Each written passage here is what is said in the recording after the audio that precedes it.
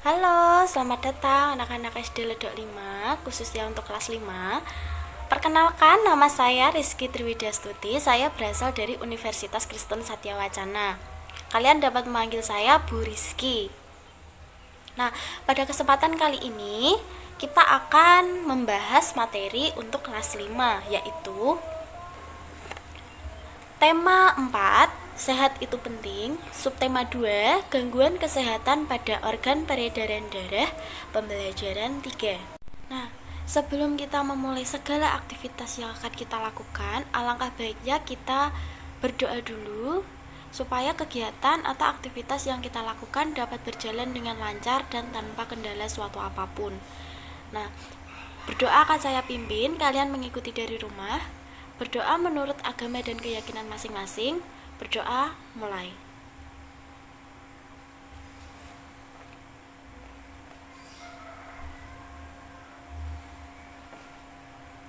Nah, supaya belajarnya lebih semangat, Bu Guru akan menampilkan sebuah lagu. Nanti adik-adik ikut bernyanyi ya. Nanti di lagu itu ada lirik, nanti kalian bisa menyanyi bersama Bu Guru. Nah, mari kita bernyanyi.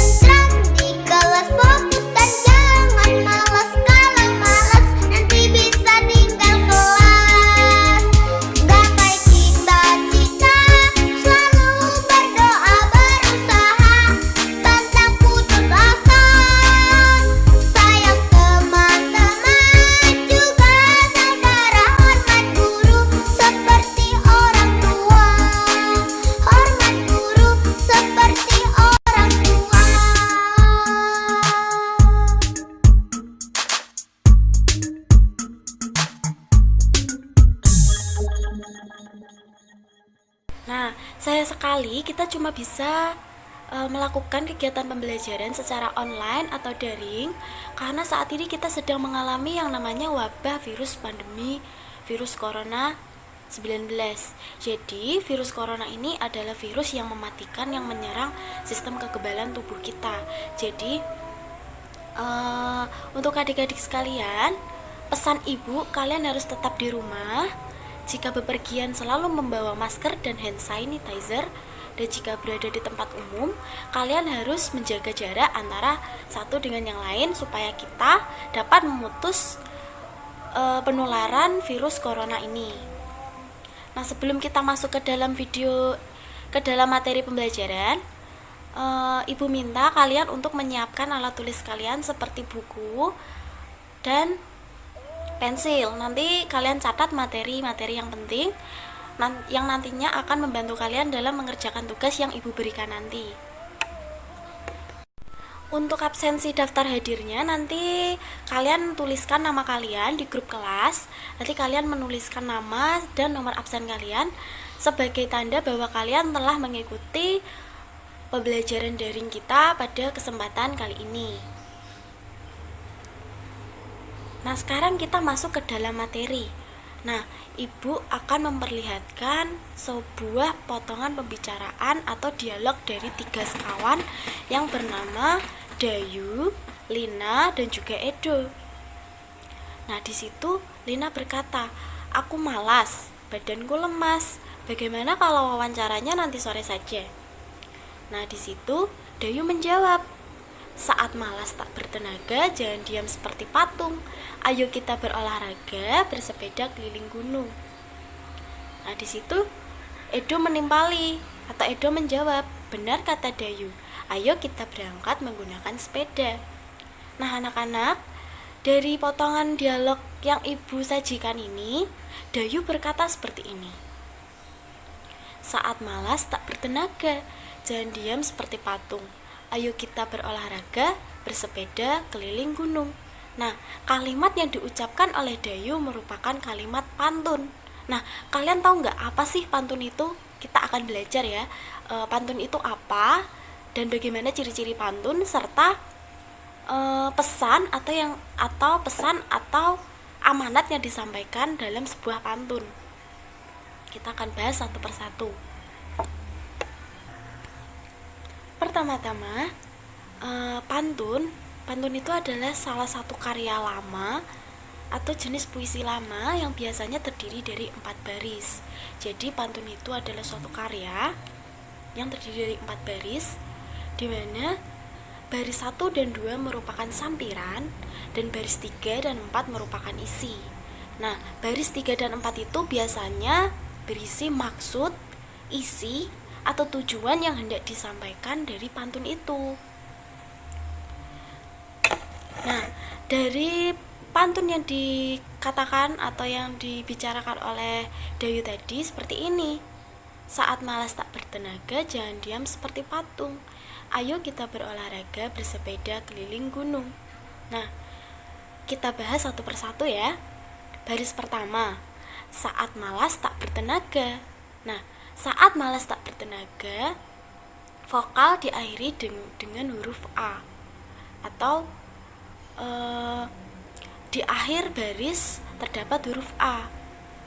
Saat malas tak bertenaga. Nah, jadi dapat kita simpulkan bahwa baris pertama bersaja A. Yang kedua, jangan diam seperti patung. Nah, jangan diam seperti patung diakhiri oleh huruf G. Jadi dapat disimpulkan bahwa baris kedua bersaja G. Kita bahas baris ketiga. Ayo kita berolahraga. Nah, ayo kita berolahraga di baris ketiga berakhiran dengan huruf A. Jadi sajaknya A. Baris terakhir atau baris keempat bersepeda keliling gunung yang diakhiri oleh huruf G. Jadi antara baris 1 itu berhubungan dengan baris ketiga. Jadi kan baris 1 tadi saat malas tak bertenaga bersaja A. Nah, baris ketiga merupakan jawaban atau isi dari sampiran baris pertama. Ayo kita berolahraga, yang mana dalam baris ketiga ini sajaknya juga A. Baris kedua jangan diam seperti patung. Nah, di sini baris kedua bersajak G. Dan yang kita bahas selanjutnya adalah baris keempat, yaitu bersepeda keliling gunung yang berakhiran dengan huruf G juga. Jadi dapat disimpulkan bahwa pantun itu bersajak saling berkaitan. Jadi jika baris ke-1 bersaja A, maka baris ketiga bersaja A. Baris kedua bersaja B, baris keempat juga bersaja B. Jadi sama nadanya. Jadi yang dimaksud dengan sampiran ini tadi ada di baris 1 dan baris kedua. Sampirannya dalam pantun yang kita bahas kali ini adalah saat malas tak bertenaga, jangan diam seperti patung. Itu merupakan sampiran. Nah, isi dari pantun tersebut, pantun yang kita bahas ini ada di baris ketiga dan baris keempat, yaitu ayo kita berolahraga, bersepeda keliling gunung. Nah, selain pantun memiliki ciri-ciri bersaja ABAB, pantun juga terdiri dari 9 sampai 12 suku kata. Nah, bagaimana cara kita menghitung suku kata? Nah, kita perhatikan baris pertama. Saat malas tak bertenaga. Nah, untuk baris pertama, saat malas tak bertenaga terdiri dari 9 suku kata. Untuk baris kedua, jangan diam seperti patung. Nah, untuk baris kedua juga terdapat 9 suku kata. Untuk baris ketiga, ayo kita berolahraga, sama, terdiri dari 9 suku kata. Untuk yang terakhir, bersepeda keliling gunung. Nah, baris terakhir juga terdiri dari 9 suku kata. Selanjutnya, setelah kita tahu pengertian dari pantun dan ciri-ciri dari pantun, selanjutnya kita mencoba untuk menggali amanat apa sih yang disampaikan dalam sebuah pantun yang tadi kita bahas. Kita baca sekali lagi ya. Saat malas tak bertenaga, jangan diam seperti patung. Ayo kita berolahraga, bersepeda keliling gunung. Nah, amanat adalah pesan atau tujuan yang ingin disampaikan oleh pembuat pantun kepada pembaca. Nah, tadi di pantun yang kita bahas tadi membicarakan tentang mengajarkan untuk berolahraga serta bersepeda. Nah, jadi amanat dalam puisi tersebut adalah berolahraga merupakan salah satu kegiatan untuk menjaga kesehatan, karena dengan berolahraga kita dapat mengeluarkan keringat dalam tubuh kita. Nah, tadi di pantun juga membahas tentang bersepeda. Nah, jadi olahraga itu macam-macam. Ada bersepeda, ada lari-lari, ada berenang. Namun spesifik dari pantun yang kita bahas tadi membicarakan tentang olahraga dan bersepeda. Jadi amanat dalam pantun yang kita bahas kali ini adalah berolahraga merupakan salah satu kegiatan untuk menjaga kesehatan. Olahraga yang dapat dilakukan salah satunya adalah dengan cara bersepeda. Untuk selanjutnya, pantun yang kedua, untuk kalian lebih bisa memahami bagaimana pantun itu, ada satu contoh lagi yang ibu berikan, yaitu makan donat di kota tua, tapi jangan dicampur madu. Turutilah nasihat orang tua agar mudah masa depanmu. Nah, kita bahas sajak dan jumlah suku katanya ya, seperti di bawah ini. Kalian perhatikan.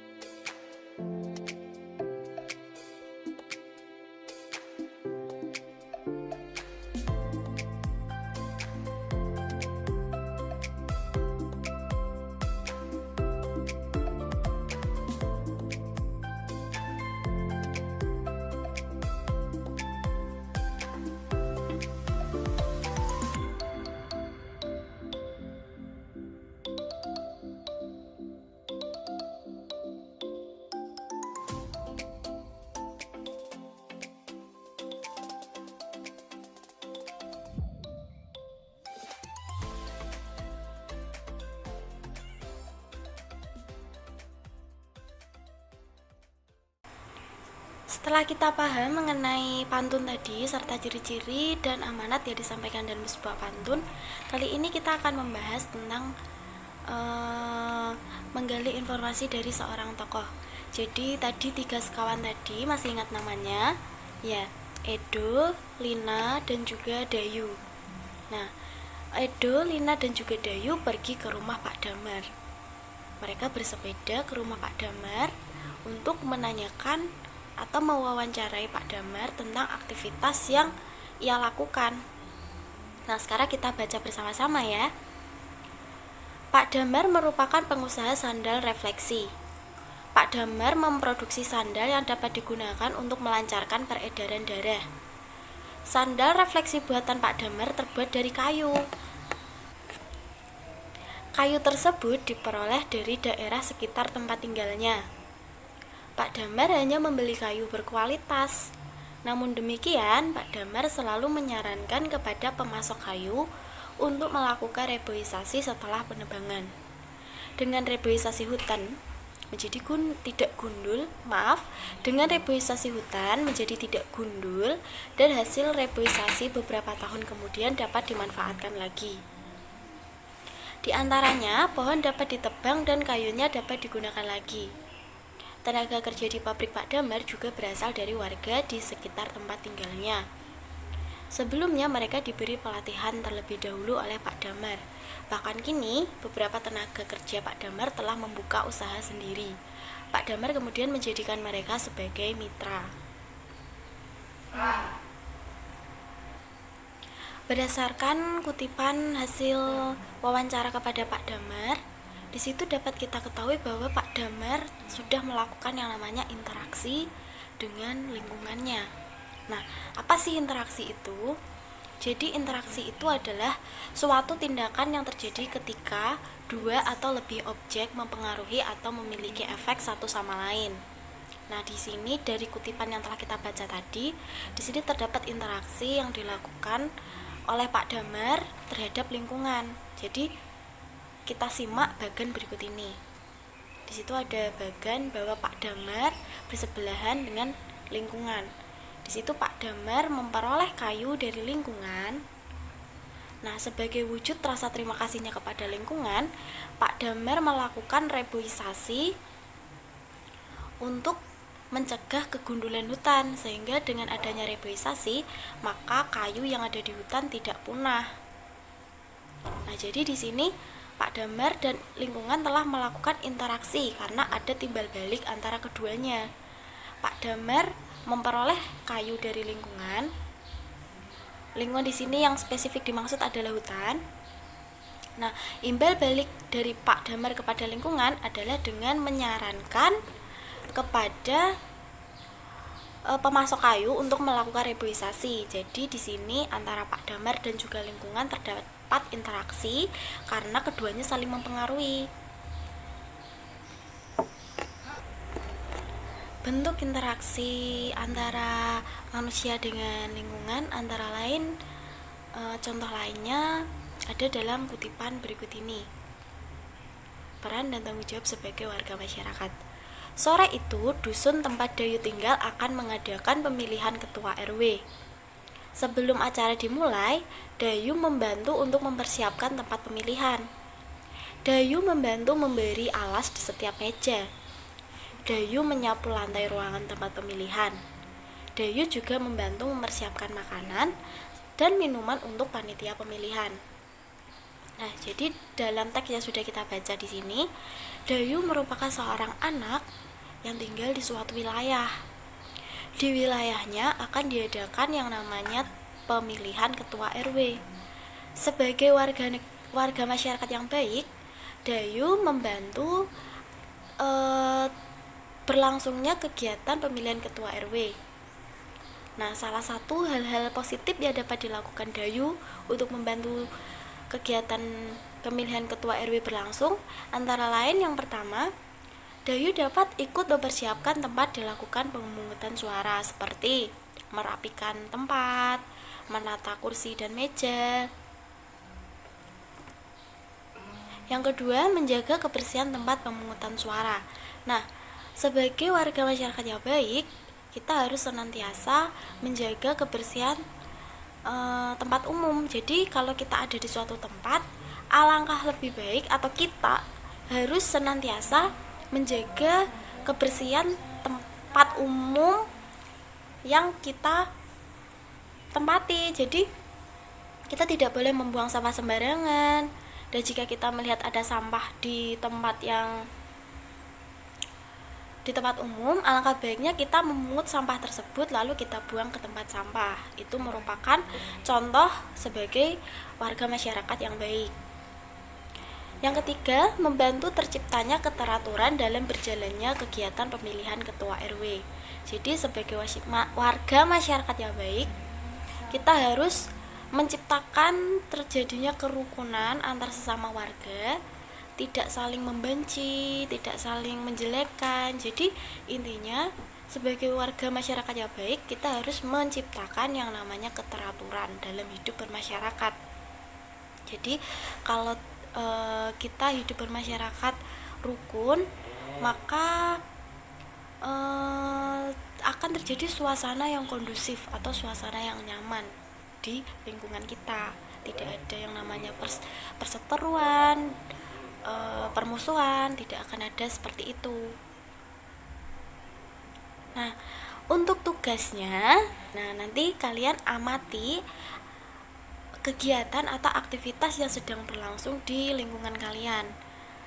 Nah, aktivitas seperti apa sih Bu yang Ibu maksud? Nah, aktivitas masyarakat yang ada di sekitar kalian itu contohnya ada kegiatan bercocok tanam seperti petani, peternak, atau pedagang. Nah, jadi kalian amati aktivitas apa yang terjadi di lingkungan sekitarmu.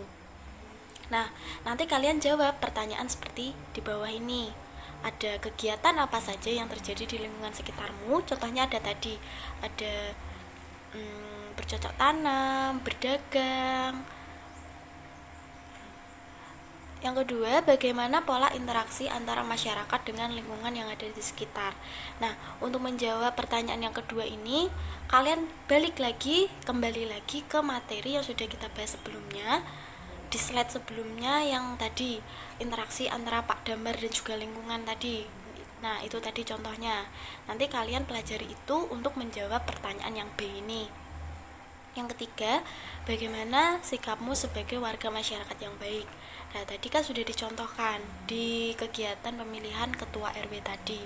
Bagaimana sikap kita sebagai warga masyarakat yang baik dalam berpartisipasi dalam pemilihan ketua RT. Dalam mengerjakan tugas ini nanti, kalian dapat meminta tolong kepada orang tua kalian atau kakak kalian untuk membantu kalian dalam mengerjakan tugas kalian.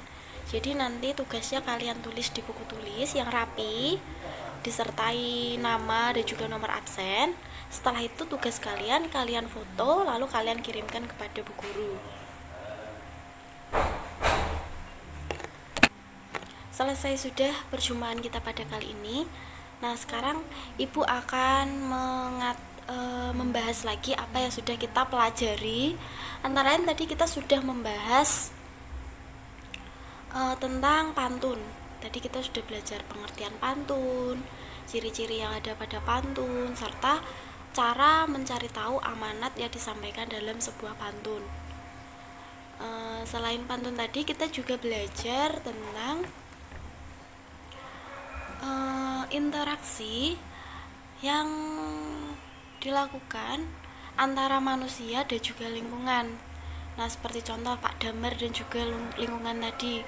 Nah, tadi Pak Damar sudah melakukan interaksi dengan lingkungan karena pengertian dari interaksi tadi adalah suatu jenis tindakan yang terjadi ketika dua atau lebih objek saling mempengaruhi atau memberikan efek satu sama lain. Jadi tadi yang sudah kita bahas, Pak Damar memperoleh kayu dari lingkungan. Lingkungannya itu seperti hutan.